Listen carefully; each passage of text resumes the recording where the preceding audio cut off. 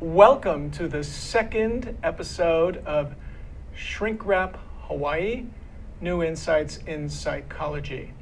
My name is Stephen Katz. I'm a marriage and family therapist, and my guest today is Vishaka Jokiel, who's a licensed clinical social worker. Welcome to the show, Vishaka.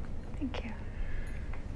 So just to let our audience know, Vishaka and I have been working together. Well, I joined the group, the King Kalakaua Counseling Center, in February, I think, and we've been working as therapists there together since then, yeah? Yes. So I never asked you this. How did you get started, and what made you decide to go into psychology? I initially started as a medical social worker. I worked in death and dying, hospital social work, 2 different hospitals on Oahu. And then I went into hospice social work from there and did grief counseling. That must have been very intense, working with people who were dying. Yes. Did you have to decompress after doing that? It was a highly charged emotional environment, working with people's grief. As far as decompression, I learned to discriminate between my own grief and the grief I had picked up during the day. Wow. Learned to tell the difference between the two and different processes to let go. Like physical stuff or what? Nature. Nature was healing for me. Meditation. Do you have a regular meditation practice? Yes. Every day? How does that work? I meditate daily for 20 minutes a day. Oh, wow. So last week we had a meditation guy on here, and he taught me a couple of different techniques. Is it prying too much to ask you how do you do your meditation? It's a mindfulness meditation. I wake up every morning, I say prayers to the divine, and I work on connecting with nature, the environment, myself, my physical body, releasing that which I have picked up the day before. When I was in hospice, I picked up a lot of grief. So I work on releasing that. And then just 20 minutes of silent sitting, going inside, focusing on my breath, deepening into my body, grounding into my body, feeling my breath. Was it helpful in your practice? In my hospice practice? Right, yeah. Absolutely. In what way? In fact, I would say my dedication to meditation came when I began doing hospice social work.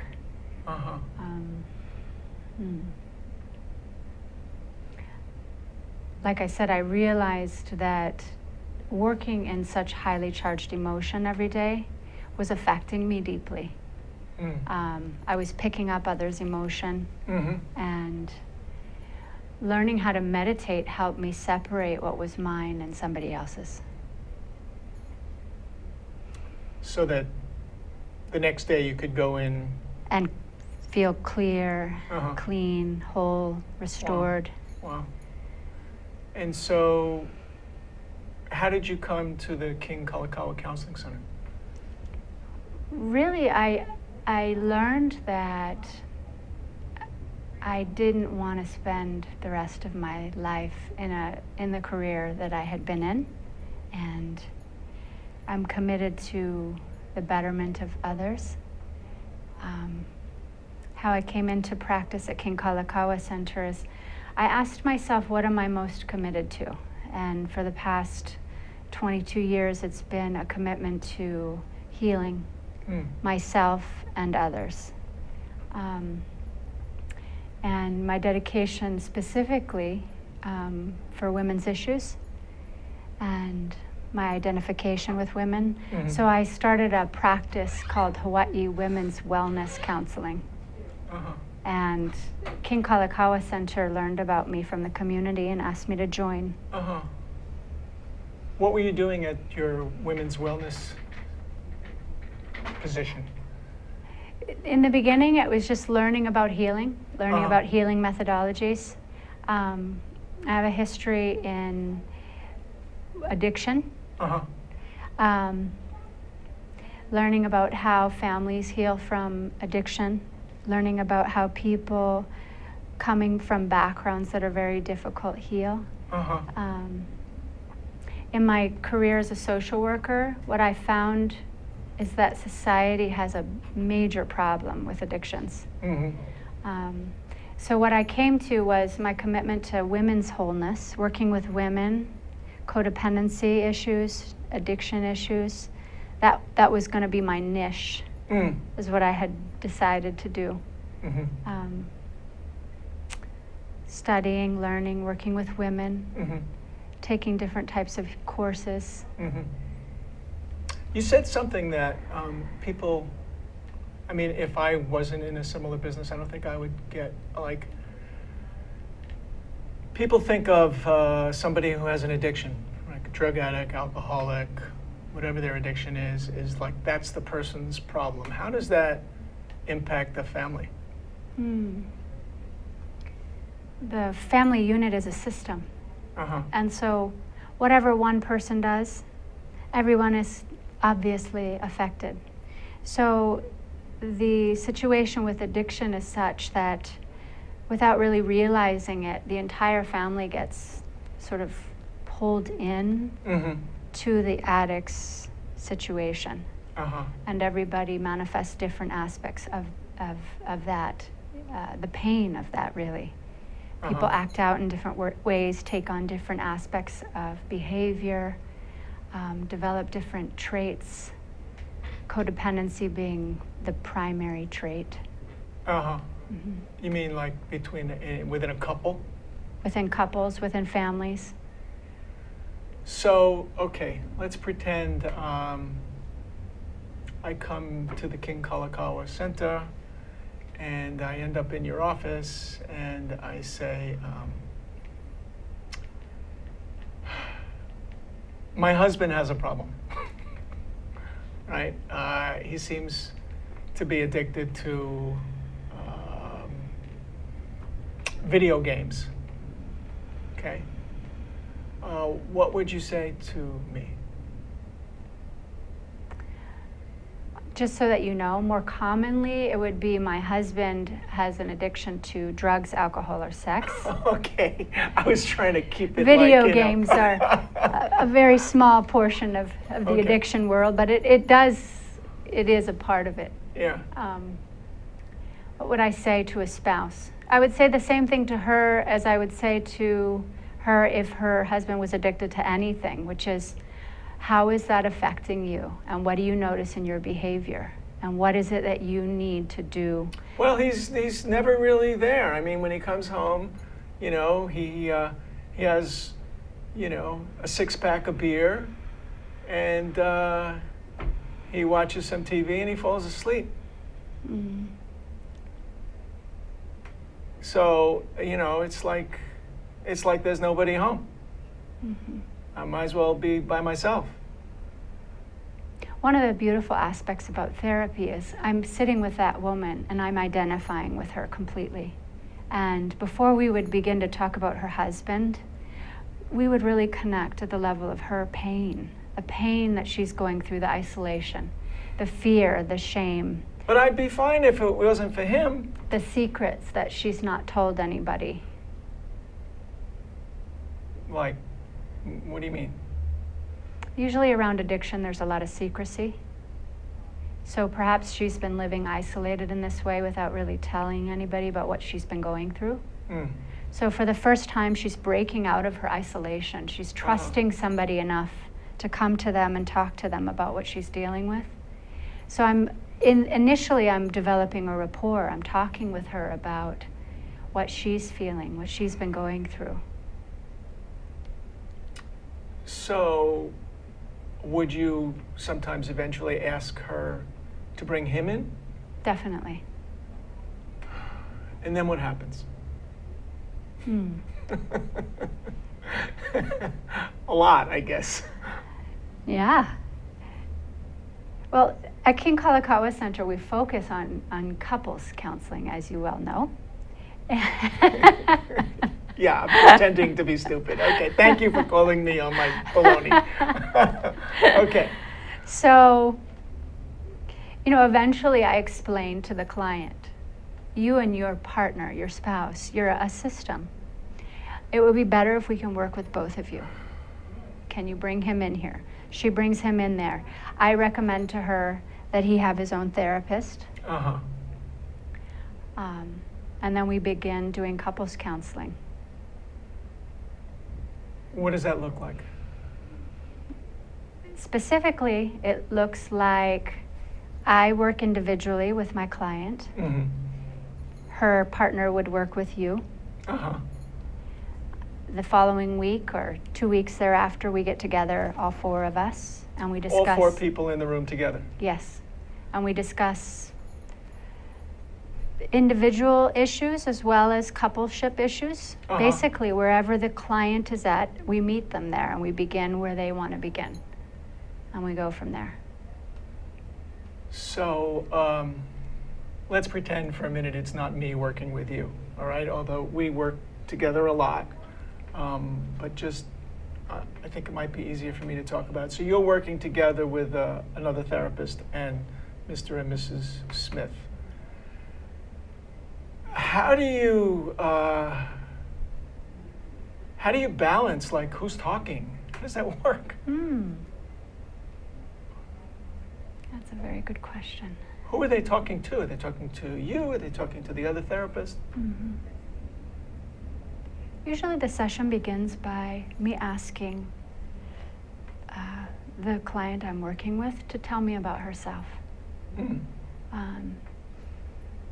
She might open in different ways than she's shared with me in session individually. Uh-huh. Right in that initial meeting, her spouse or her significant other might get to know things about her that he hasn't heard. For example, one of the questions we ask is, of all the men in the world, why did you pick Mr. So-and-so? Why did you decide to marry Mr. So-and-so? What does that do? It opens up the session and begins the session and the initiation process of couples counseling on a ground of love. Uh-huh. Because assumedly once upon a time they loved each other even if they're having problems now. Right. And what happens if they get into an argument right there in the office? What do you do? That happens all the time. The walls shake. Sometimes there's all kinds of words. Right. Yeah. What happens when they get into an argument is generally when you know that they are working things out. So it's not necessarily a negative. It's a tougher situation if the couple is indifferent. If they've reached a place of indifference, they're not opening to one another, then you know that there's a problem. If they're arguing and they're working things through, that's a good sign. So if the walls are shaking, it's sometimes that's okay. Not necessarily a negative. We work to elicit the emotion in this specific type of therapy.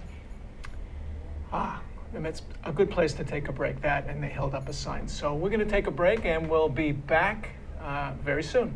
Thanks. Aloha, this is Alice V. Hagen from ThinkTech Hawaii Business Education Spotlight. My show is a bi-weekly show on Thursday from 3 to 4 p.m. We invite interesting people, entrepreneurs, fascinating leaders who contribute to the social economic well-being of our state. Please tune in to my show, Business Education Spotlight, ThinkTech Hawaii, bi-weekly, Thursday, 3 to 4 p.m. Aloha. Aloha, this is Reg Baker and I am the host of Business in Hawaii. We talk about positive stories of businesses in Hawaii, how they have been successful and how they have overcome some of the obstacles that a lot of us encounter when we try to have a business here. And believe it or not, there are a number of positive stories here, and we want to talk to all of you. So we broadcast live every Thursday at 2 o'clock, and it rebroadcasts again on Olelo Channel 54. So I sure hope to see you next time. Please tune in on Thursdays at 2 o'clock. Thank you. Welcome back to Shrink Wrap, Part 2. I'm still here with my buddy Vishaka Jokiel. And we were just talking about how emotions come up in couples counseling.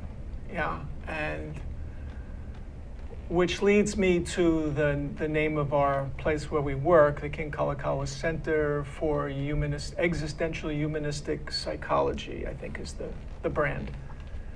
And you talked about emotions.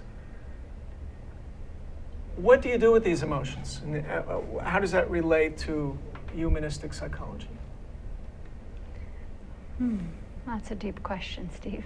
I mean, what's the point of the counseling? That's maybe a simpler way of putting it. Why should people come for counseling? What's the point of the counseling? Usually, people have reached a place where they're at a crossroads. They've been in pain for a number of years, maybe 2 or 3 years. They've tried all different types of alternative methods. Nothing's working. Yeah. They're afraid. Yeah. They love their significant other, their family members, but they don't know what the solution is. Usually that's about the time we get couples or families. What's the point of the humanistic psychology method is basically meeting the person where they are at, helping them go inside and discover what's going on. So the point is not necessarily to keep the couple together? Not always. No, this is particularly authentic therapy, I would say. We're really asking for authenticity, asking for people to show up, to bring their truth to the table. And, it's not always a definite that a couple will stay together. I've heard Renee Tillich at our office say something like, a lot of couples come to us who other therapists give up on, in terms of like they'll tell them, yeah, you guys should break up. Why is that? Do you have any idea?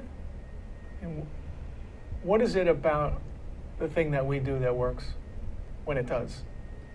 And what does it mean to work?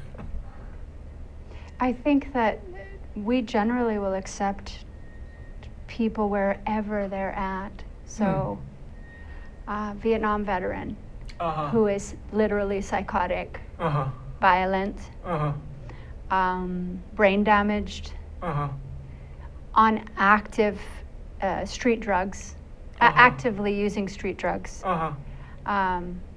comes in with his spouse who is scared to death. Their children are scared to death. And we won't. We will work with them. Wow. We'll try to get into each person and find ways in which to thread their union back together, or if that's possible. That must be scary for you sometimes. I have had a couple of situations that are scary. Yeah, me too. I noticed there's always Kleenex in the rooms. What's that about? There's a magic that happens. People drop their persona, their mask, their lack of authenticity when that door shuts, and usually true emotion arises. Places where their deepest vulnerability can come up and out, where they can really be seen. And when that's happening, a person reveals themselves usually through a lot of tears. Mm. Not always, but that's what the Kleenex is for. Uh-huh. And that's not a bad thing. No, not at all. Does it shake you up when somebody just starts to crying? Admittedly, yes, sometimes. Yeah. It depends on the situation. But for me, mostly I'm realizing, oh, okay, finally they're at a place where they can do some work. Yeah, I've noticed sometimes people, their face changes. It's like all of a sudden they look like they're 6 years old, Mm-hmm. you know, when they're 56 Mm-hmm. Or 96. or 96. Yeah.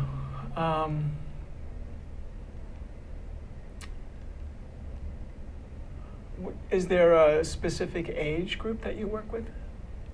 My specific clientele, I'll begin at about age 12. Uh-huh. I usually don't see children Uh-huh. younger than age 12. And in my practice, I see seniors. Uh-huh. So But there's other people at the center that see younger Children, people. Yeah. yes. Yeah.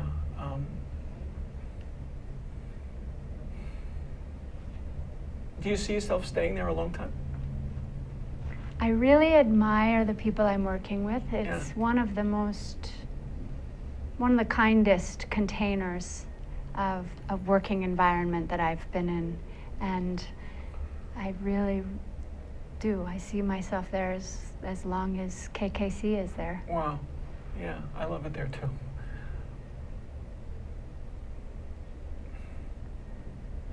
Oh, I should let the audience know that we've just started letting people know that we're going to be doing a couples group. What are your feelings about that? I'm excited. Uh-huh. I find couples work to be really dynamic, really fluid. It's where you see people show up in their deepest courage. In groups, you mean?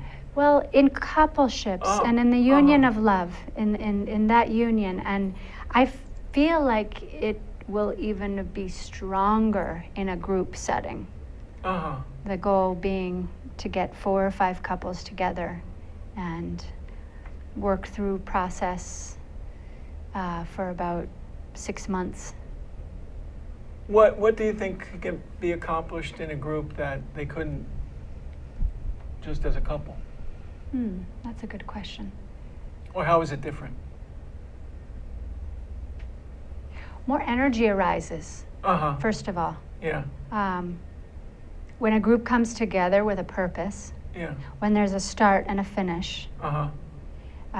beginning and end date, there's a cohesiveness that happens in a group setting. That's the first thing. And so with the goal to come together to heal or unite, work on strengthening their unions, Yeah. it can only be a really juicy group. But specifically when working in groups, people learn from each other. Uh-huh. The power of witnessing is really profound.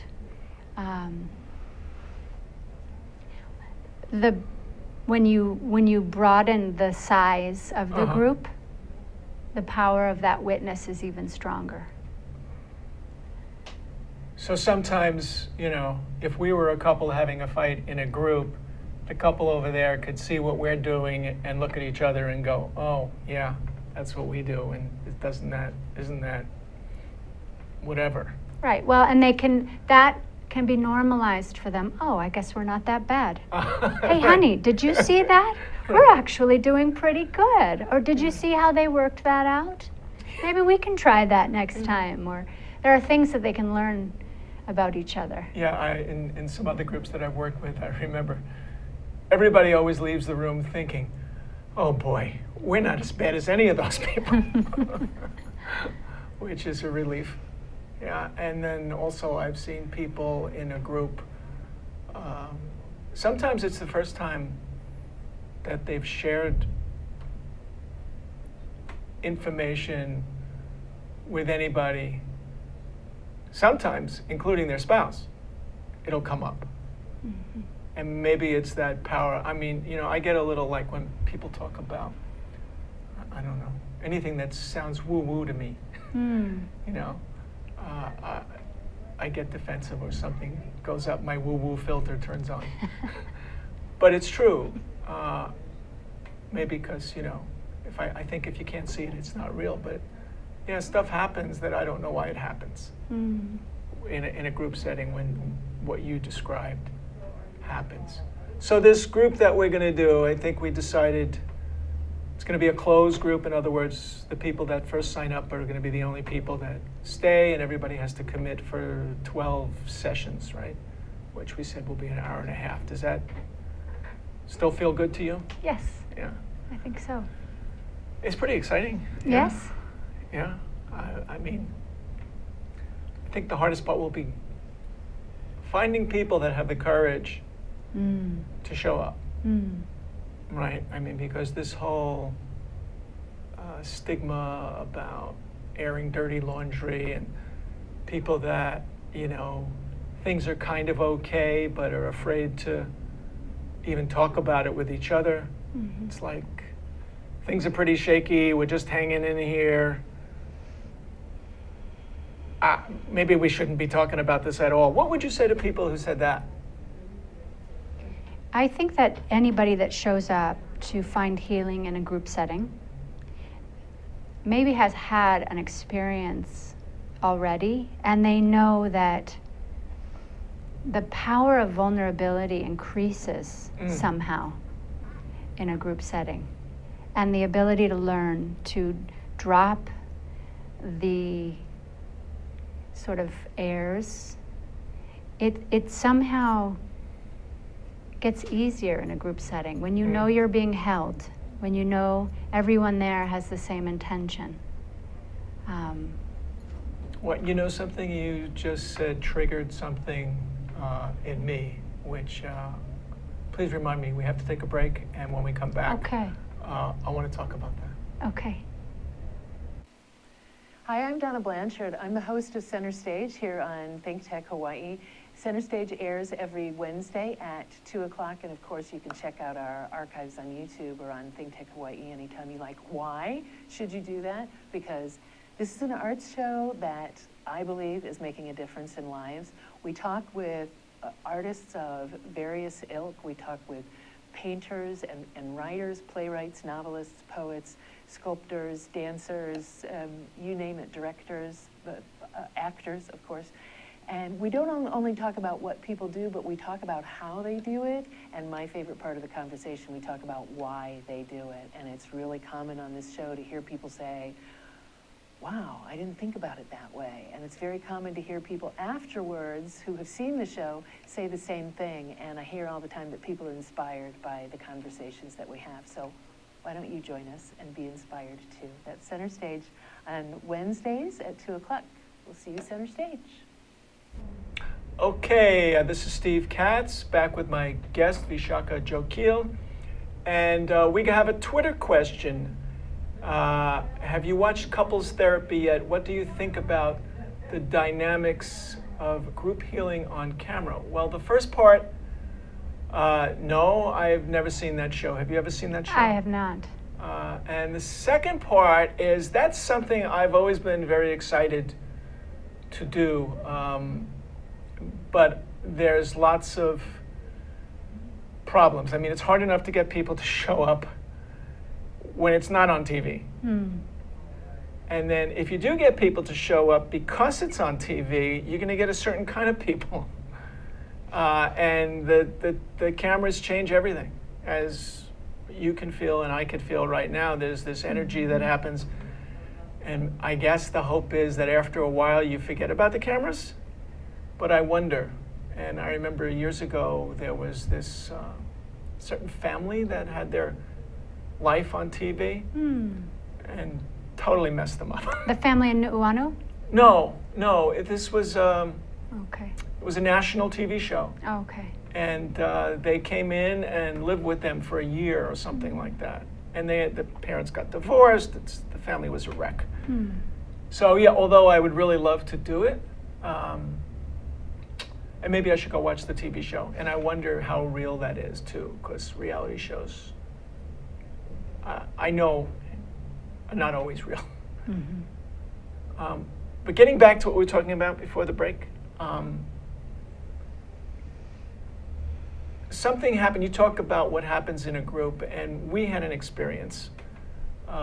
We do our little supervision every Tuesday, we call it, at the King Kalakaua Center, where some of us therapists get together and talk to each other about stuff, right? And you had brought an issue to me via Dr. Tillich about our practice, my part of it. And after that, I felt upset. I lost some confidence, and I was dwelling on that for a couple of days, and I thought, well, you know, I'm a therapist. I'm supposed to be able to deal with my emotions, right? And not just stuff them. So I brought it to this group. I just told everybody that I was ashamed and feeling not so great about myself. And I got incredible support from you and from everybody else in the group, and I think it deepened our connection. Absolutely. And I remember you afterwards, you said to me, I don't know who he thinks I am. And you opened up to me. And thank you for that. But maybe that's what you're talking about when you talk about the power of the group. Because I felt really almost like, you know, they say supported, but literally like hands were holding me, like you hold a child in a very loving way. Is that what you were talking about? Yes. Yes, it is. Yes. I think that when people discover that they can share not only their best face, but all aspects of their being beyond their most intimate, something happens. Maybe they learn that what they're carrying around isn't as big or as bad or as fear-based or shame-based as they had earlier thought. That must be very liberating. And there's a liberation that occurs.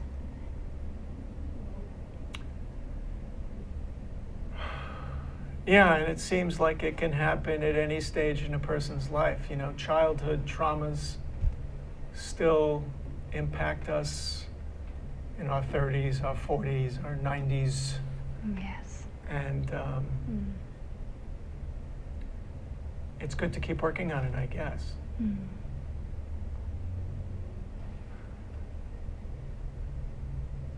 Do you think about your cases a lot, like after work? Actually, one of the gifts that I got from working in hospice was learning that my clients are really important, and I give myself to them while I'm with them. But when I leave my work, I leave that for the time being, and I take the space that I need for myself. So I don't carry them home. Wow.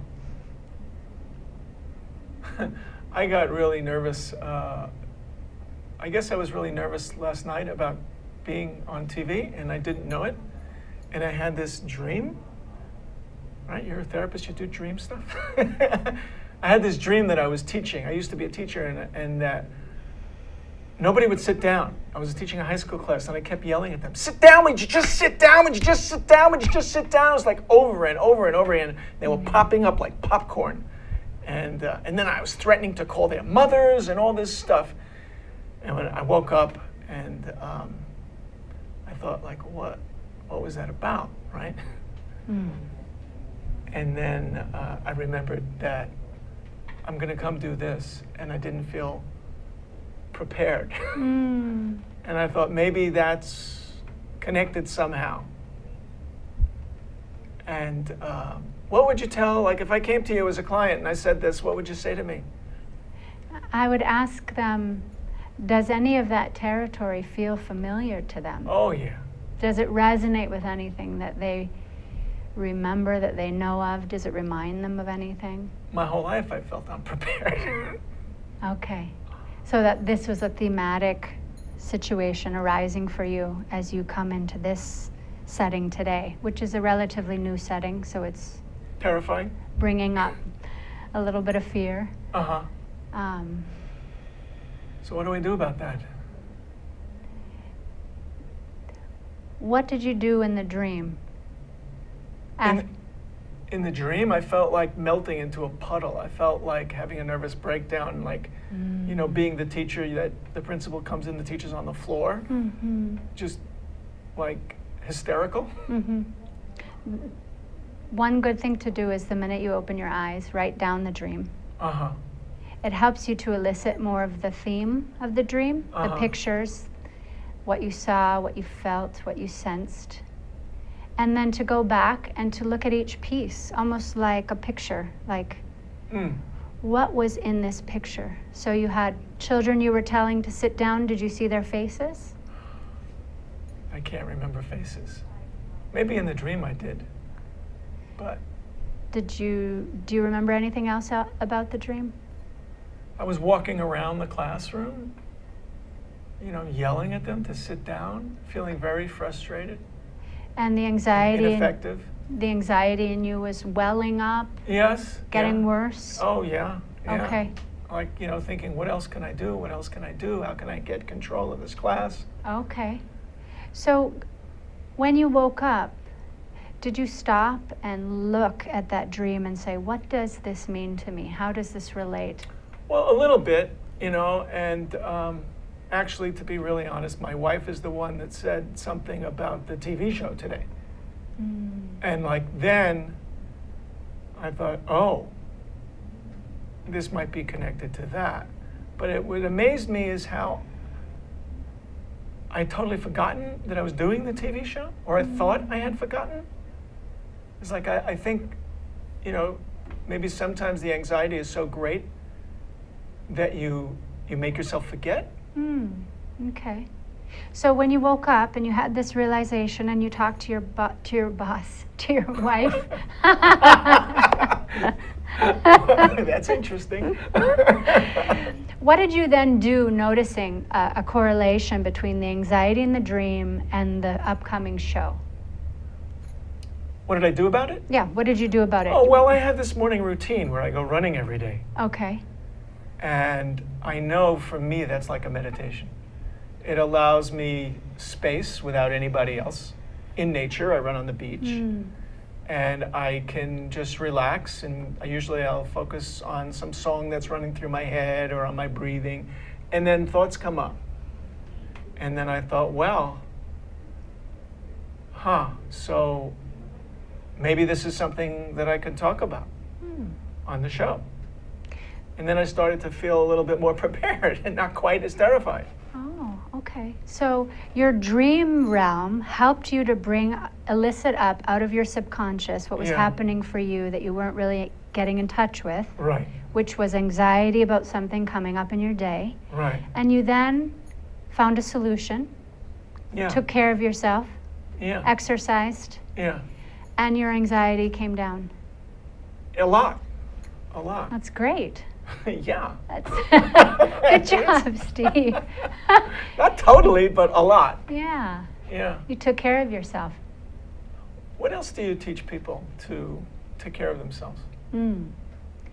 I'm really into wellness. Uh-huh. I like to look at the whole person, Mhm. body, mind, spirit. What are they doing physically, emotionally, mentally, spiritually? How are they taking care of themselves? I'm really, like I said earlier, interested in meditation, so I recommend meditation to clients a lot. What else? I recommend anything that feels therapeutic, like allowance. People don't really allow themselves much. So taking care of ourselves. What do we need? Getting in touch with what we need. And what do you do when people say, I just don't have time to go to the gym or run or meditate and stuff like that? It's an indication that they're not really ready or open to take care of themselves. Uh-huh. So you don't say, well, you have to do this? No, I listen. Uh-huh. I offer suggestion, Uh-huh. but I don't ever, well, maybe every now and again, if it's a real serious issue. But Uh-huh. Uh-huh. Mhm. When emotions come up for you in a session, like whether you're doing couples, individual, or when we do the group, what do you do with your own emotions? That's an excellent question. I recently, with a coworker, had a situation arise where I had countertransference. What does that mean? I had a person's stuff affect me, and I felt not very positive. About that person? Yes. And my co-counselor picked up on that and challenged me on it. And we actually had a little bit of a back and forth in session. So, like, that's okay? If you don't agree with each other in the session? Absolutely, is what I learned.